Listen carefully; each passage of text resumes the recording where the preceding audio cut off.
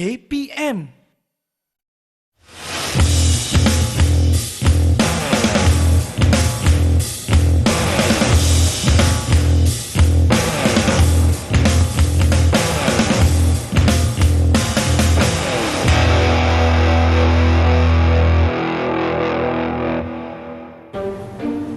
Ni bukan Auni ke? Auni sekarang sekolah mana? Sekolah menengah dah besar dah, Alhamdulillah. Apa? Didik TV? Yelah. Sekarang ni kita dekat set Didik TV lah ni. Tak belajar? Mestilah belajar berkenaan dengan Pandu Puteri. Apalah soalan Auni ni. Baiklah, Assalamualaikum. Salam sejahtera kepada semua yang sedang menyaksikan Badan Beruniform Persatuan Pandu Puteri Malaysia. Bersama saya pengacara anda, Irfan Syahmi. Baiklah, hari ini nampaknya kita masih dalam topik yang sama, iaitu berkenaan dengan Pandu Puteri Malaysia. Jadi sebelum itu, persoalannya sekarang ini, siapakah tenaga pengajar yang akan bersama Irfan? Apa kata kita saksikan dulu profil beliau.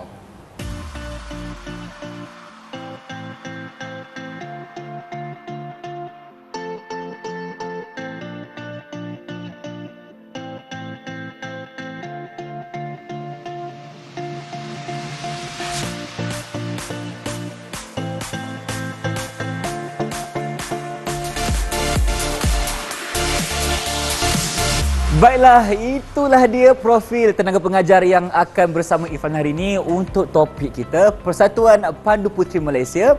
Jadi, apa kata sekarang kita persilakan Puan Haryani dari Sekolah Menengah Kebangsaan Bandar Putra Kulai Johor. Silakan Puan. Assalamualaikum. Itu dia. Oh, nampak siap bagi lambai-lambaian begini. Nak pergi mana ni Puan? Nak pergi ke Didik TV. Didik TV lah. Program lah. Baik, inilah dia Puan Haryani. Selamat datang Puan. Assalamualaikum. Waalaikumsalam. Apa khabar? Alhamdulillah sihat. Sihat, ya. Nampak pun ceria orangnya. Jadi Puan, untuk hari ini kita sama-sama akan mengenali dengan lebih lanjut mengenai Persatuan Pandu Puteri Malaysia. Ini peringkat sekolah menengah. Ya, betul. Apa nama spesifiknya Puan? Kalau sekolah menengah ada dua. Pandu Puteri Remaja dan Pandu Puteri Ranger. Puan Haryani, soalan saya kepada Puan kan, kita nak mengenali dululah. Mungkin boleh Puan jelaskan dulu dari segi sekolah menengah ni, macam mana Pandu Puteri untuk Ranger dan Remaja ni macam mana? Okey, kalau Pandu Puteri Remaja yang seperti sebelah sana, jadi kalau Pandu Puteri Remaja daripada tingkatan 1 sampai tingkatan 3, umur 13 hingga 15 tahun. Okey, itu remaja. Ya. Baik. Kalau Pandu Puteri Ranger yang skarf biru ni daripada tingkatan 4 sampai tingkatan 5. Okey. Itu perbezaannya. Ya, 16 hingga 17 tahun. Okey, sekarang ni saya tanya Puan. Okey, apa antara lencana-lencana yang ada untuk Pandu Puteri Ranger dan juga remaja? Okey, kita mulakan dengan Pandu Puteri Remaja. Baik. Kalau Pandu Puteri Remaja, yang utama selalunya adalah ni. Silakan Puan. Saya ke sini. Jangan risau, saya bagi lencana pelantikan. Okey, lencana pelantikan ni dia kena selesaikan prinsip asas Pandu Puteri Remaja. Okey. Kemudian kalau Pandu Puteri Ranger nak ke sini juga. Nak ke sini saya patah balik dengan risau. Okay. Lencana pelantikan Pandu Puteri Ranger, dia warna merah. Okey, ini paling asas. Masuk je jadi ahli Pandu Puteri, kena buat prinsip asas Pandu Puteri Remaja atau prinsip asas Pandu Puteri Ranger, dia akan dapat lencana 2 tu. Okey. Mungkin kita nak kenal lagi Puan macam mana antara lencana-lencana yang ada. Okey, selepas dapat prinsip lencana pelantikan, kita boleh teruskan dengan skim lencana kecekapan. Okey, sebenarnya ada banyak. Okey, sebelum tu saya nak beritahu yang di sebelah kanan ni, dalam frame ni, ini adalah lencana kecekapan yang lama. Okey, tapi masih boleh diguna pakai. Okey, berdasarkan syarat-syaratnya lah. Okey, jadi yang anda lihat ni adalah antara yang terbaru.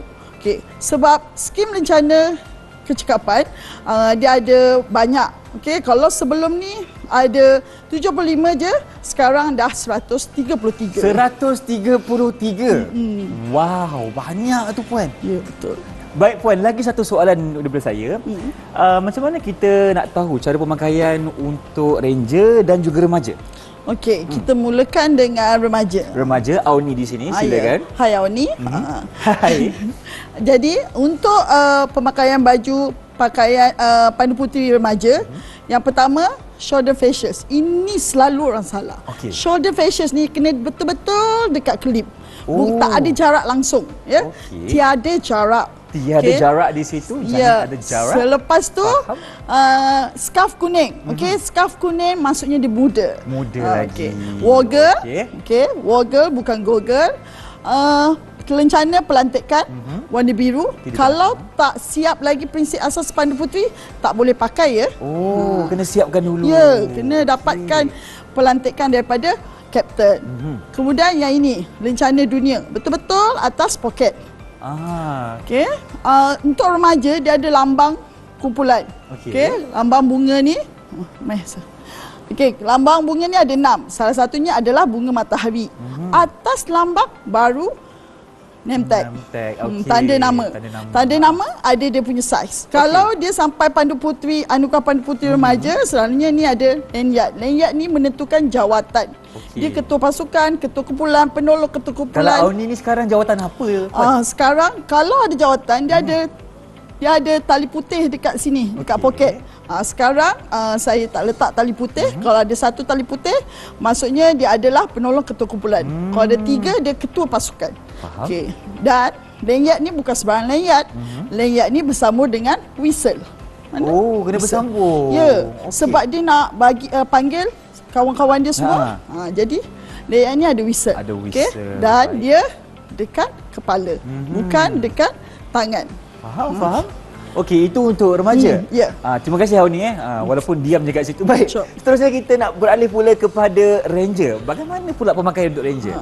Ranger lebih kurang sama, cuma scarf dia warna biru, biru gelap. Biru gelap. Okey. Betul. Seakan-akan hitam. Dan lencana pelantikan dia adalah warna merah.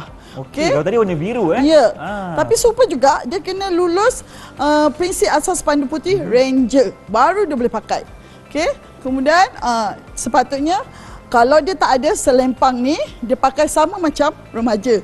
Lencana dunia dekat atas poket. Okey. Name tag di sebelah sini. Okey. Baik. Ini Apa lagi? cuma untuk pandu putih Ranger dia tak ada bunga. Dan dia ada yang ini. Okey. Ini namanya tali perkelilingan. Okey, ada syarat-syarat tertentu. Dia akan masuk ke sini, ya. Masuk ke dalam poket. Yes. Okey, kalau tak nak pakai sash, pakai ini aja pun boleh. Oh, faham. Okay. Ini antara yang perlu tahulah untuk pakaian seragam pandu putih Ranger. Ini namanya topi bowler. Okey. Topi bowler ni bagusnya pakai topi bowler ni waktu rasmi dia nampak smart lah. Nampak smart, lagi nampak segak lah. Dan ingatan untuk yang pakai tudung hitam, kena pakai tudung hitam yang kosong. Okey, masuk ke dalam. Yang ni tak ada tudung ni.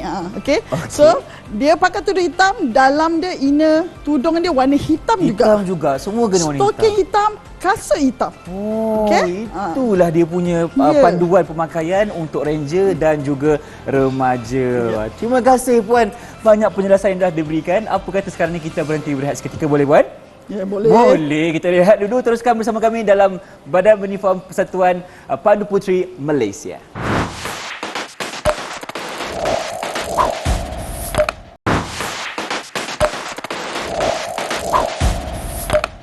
Bertemu kembali kita dalam Didik TV KPM untuk Badan Beruniform Persatuan Pandu Puteri Malaysia. Masih bersama dengan Puan Haryani. Inilah dia orangnya cantik, bukan? Okey, baik Puan. Kita masih dalam topik yang sama, iaitu Pandu Puteri Malaysia, Ranger dan Remaja. Ya. Jadi untuk segmen ni, saya nak tahu Puan. Yang saya tahu ada dua perbezaan di mana ada lencana wajib dan juga lencana kolektif. Ya. Jadi mungkin Puan boleh ceritakan dari segi itu, silakan. Okey, lencana wajib. Lencana wajib untuk pandu puteri remaja ada dekat sini juga. Oh, dekat sana juga. Okey, saya tengok. dah lamsamkan kat sini. Jadi lencana wajib adalah lencana pelantikan tadi, pelantikan pandu puteri remaja. Baik. Kemudian diikuti dengan ni anugerah Jade. Kemudian lambang rumah kecil. Okey, lambang rumah kecil di sini tak ada. Di Okey. sana ada yang ada gambar rumah. Gambar rumah di sana. Oh, yang atas Ya. tu. Okey, Kemudian tali perkelilingan. Dan bintang puteri 1. Dan yang terakhir untuk pandu puteri remaja adalah anugerah pandu puteri remaja. Yang ini. baik. Oh, yang berada di tengah. Itu adalah rencana wajib untuk Pandu Puteri Remaja. Okey, kalau untuk Pandu Puteri Ranger, dia akan terus daripada Bintang Puteri 1 tu. Oh, terus dari Bintang Puteri 1 Okey, dia akan buat masuk dia buat prinsip asas Pandu Puteri Ranger. Dia akan dapat rencana pelantikan Ranger. Kemudian dia akan buat anugerah D5 pula. Oh, kalau tadi remaja J. Kalau untuk Ranger anugerah D5 warna merah. Warna merah. Okey. Kemudian selepas tu dia akan buat permit perkhemahan kumpulan. Okey, permit perkhemahan kumpulan yang ni. Dia akan dapat rencana ni. Bentuk segitiga tu. Ya. Mereka perlu membuat satu perkhemahan yang mereka in charge. Mereka yang usahakan daripada A sampai Z. Okey. Lepas tu adalah CAKP, cabaran Anugerah Ketua Pusurujaya. Okey, buat di sini. Dekat atas tu. Anugerah Ketua Pusurujaya. Kemudian dia kena buat projek hemat masyarakat 3 bulan. 3 bulan. Okey, antara contoh projek hemat masyarakat yang boleh mereka laksanakan, Puan? Yang penting projek hemat masyarakat 3 bulan ni kena melibatkan community. Okey, lepas projek hemat 3 bulan tu lulus, dia akan sambung Bintang Puteri 2. This one. Dan Bintang Puteri 3. Kalau macam tu pula, untuk dapatkan Bintang Puteri 2 dan 3, adakah mereka perlu lalui lagi khidmat masyarakat? Tak. Mereka kena buat rencana kecekapan lah. Buat yang dalam fail ni. Okey. Yang dalam fail tu nak saya tunjuk ke? Boleh, tak ada masalah. Kalau Puan nak tunjukkan, sila. Saya tunjuk yang inilah. Sebab yang ini dia banyak bahan maujud. Okey. Okey, sekarang ni rencana kecekapan mereka akan diberi modul. Jadi hanya isi tempat kosong. Tapi selalunya macam inilah asalnya. Dia akan senaraikan rencana apa dia kena buat. Oh, okey. Ini adalah sijilnya. Ini Asia Pasifik. Ini sangat menarik. Isi kandungan kena ada proper ya. Dia punya apa? Biodata, syarat dia. Dan seperti anda lihat, dia akan Google atau dia cari daripada buku atau mana-mana bahan yang diorang boleh capai. Okey, itu yang saya kata kalau rencana kecekapan dia ada amali dan teori. Amal dan teori. Ini antara yang teori lah. Dia kena Google, dia kena cari, baca. Okey, so ini antaranya mereka kena letak gambar. Letak gambar juga. Sebagai bahan bukti mereka buat. Kena ada evidence. Okey. Jadi antara ini kerata akhbar yang mereka kena cari. Ada bahagian cenderung mata. Ini bahan maujud kita panggil. Okey. Bahan maujud ni semua mereka akan dapatkan dan mereka akan susunlah dalam fail ni. Okey. Di mana mereka kena dokumentasikan segala perjalanan projek mereka di dalam file log inilah. Baik, itu untuk rencana wajib, Puan Kalau untuk rencana kolektif pula. Rencana kolektif. Okey. Rencana kolektif yang lama adalah seperti yang di sebelah sana. Okey. Yang semua warna biru tu. Baik. Okey. Ada 6 dan rencana kolektif yang baru berdasarkan 5 elemen ni. Dia ada corak bunga raya. Okey. Iaitu sains dan teknologi, hubungan keluarga dan masyarakat, budaya dan kreativiti, apa lagi, Puan? Cabaran dan kecergasan, dan akhir sekali adalah ejen perubahan. Ejen perubahan. Okey, itu yang kelima. Nampaknya itu antara rencana kolektif yang boleh Pandu Puteri, Ranger dan juga remaja dapati. Dan sedikit lagi, Puan, penjelasan dari Puan mungkin dari segi ujian amali dan juga teori. Contohnya, Puan, silakan. Contoh yang macam tadilah Asia Pasifik. Dia banyak teori dan amalinya dia kena cari bahan-bahan maujud tu. Ada lagi satu kalau macam jurumasak. Yelah, contohnya Ifan lah. Ifan suka memasak ni, Puan. Macam mana Ifan dapatkan rencana tu? Dia ada syarat-syarat yang telah diberi. Salah satunya dia kena menyediakan hidangan tengah hari dengan menggunakan bahan-bahan yang telah disenaraikan. Kalau teori, dia kena senaraikan khasiat dia. Apa apa yang Nutria, diorang beli, yes, harga mereka dia, ciri-ciri keselamatan dia. Okey, itulah perbezaan yang kita boleh faham mengenai cara untuk kita dapat lencana dari cara teori dan juga amali. Sudah jelas, okey, sudah terang di sini. Baik. Nampaknya kita sudah memahami bagaimana untuk mendapatkan lencana dan juga perbezaannya. Jadi apa kata sekarang ni kita berhenti berehat seketika, boleh puan? Boleh. Boleh teruskan bersama kami dalam Badan Beruniform Persatuan Pandu Puteri Malaysia.